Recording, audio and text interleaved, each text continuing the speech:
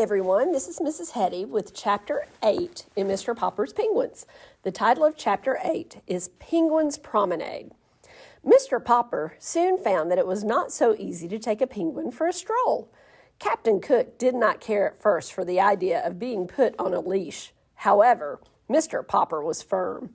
He tied one end of the clothesline to the penguin's fat throat and the other to his own wrist. "Ork," said Captain Cook indignantly. Still, he was a very reasonable sort of bird, and when he saw that protesting did him no good, he recovered his customary dignity and decided to let Mr. Popper lead him. Mr. Popper put on his best Sunday derby and opened the front door with Captain Cook waddling graciously beside him. "Gaw," said the penguin, stopping at the edge of the porch to look down at the steps. Mr. Popper gave him plenty of clothesline leash.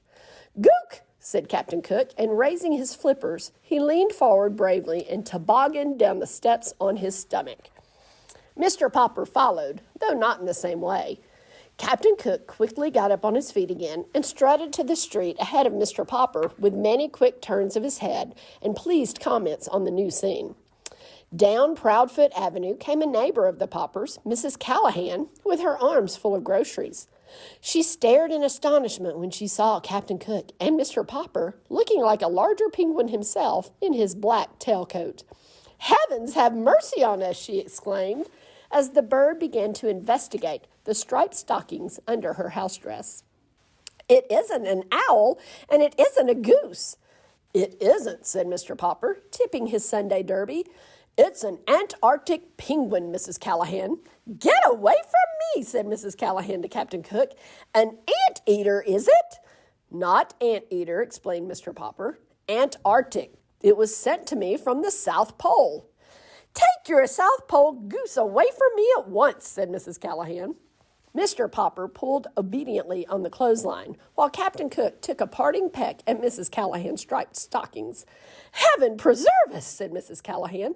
"I must stop in and see Mrs. Popper at once. I would never have believed it. I will be going now." "So will I," said Mr. Popper, as Captain Cook dragged him down the street. Their next stop was at the drugstore at the corner of Proudfoot Avenue and Main Street. Here, Captain Cook insisted on looking over the window display, which consisted of several open packages of shiny white boric crystals. These he evidently mistook for polar snow, for he began to peck at the window vigorously.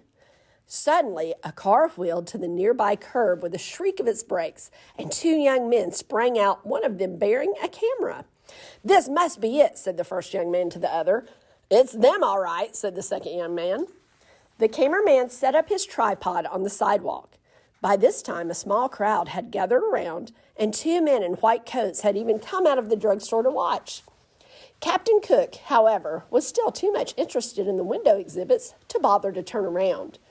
"You're Mr. Popper of 432 Proudfoot Avenue, aren't you?" asked the second young man, pulling a notebook out of his pocket. "Well, yes," said Mr. Popper, realizing that his picture was about to be taken for the newspaper. The two young men had, as a matter of fact, heard about the strange bird from the policeman and had been on their way to the Popper house to get an interview when they saw Captain Cook. "Hey, Pelican, turn around and see the pretty birdie," said the photographer. "That's no pelican," said the other, who was a reporter. "Pelicans have a pouch in their bills." "I'd think it was a dodo, only dodos are extinct. This will make an elegant picture if I can ever get her to turn around." "It's a penguin," said Mr. Popper proudly. "Its name is Captain Cook." "Gook," said the penguin, turning around now that they were talking about him. Spying the camera tripod, he walked over and examined it. "Probably thinks it's a three-legged stork," said the photographer. "This bird of yours," said the reporter, "is it a he or a she? The public will want to know." Mr. Popper hesitated. "Well, I call it Captain Cook."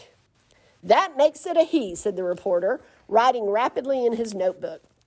Still curious, Captain Cook started walking around and around the tripod till the clothesline, the penguin, Mr. Popper, and the tripod were all tangled up. At the advice of one of the bystanders, the tangle was finally straightened out by Mr. Popper's walking around the tripod 3 times in the opposite direction. At last, Captain Cook, standing still beside Mr. Popper, consented to pose. Mr. Popper straightened his tie, and the cameraman snapped the picture. Captain Cook shut his eyes, and this is the way his picture appeared later in all the newspapers. "One last question," said the reporter. "Where did you get your strange pet?" "From Admiral Drake, the South Pole explorer. He sent him to me for a present." "Yeah," said the reporter. "Anyway, it's a good story." The two young men jumped into their car. Mr. Popper and Captain Cook continued their walk with quite a crowd following and asking questions. The crowd was getting so thick that, in order to escape, Mr. Popper led Captain Cook into a barber shop. The man who kept the barber shop had, up to this time, been a very good friend of Mr. Popper's. That's the end of Chapter 8. Listen tomorrow to find out what's going to happen in Chapter 9. Have a great night.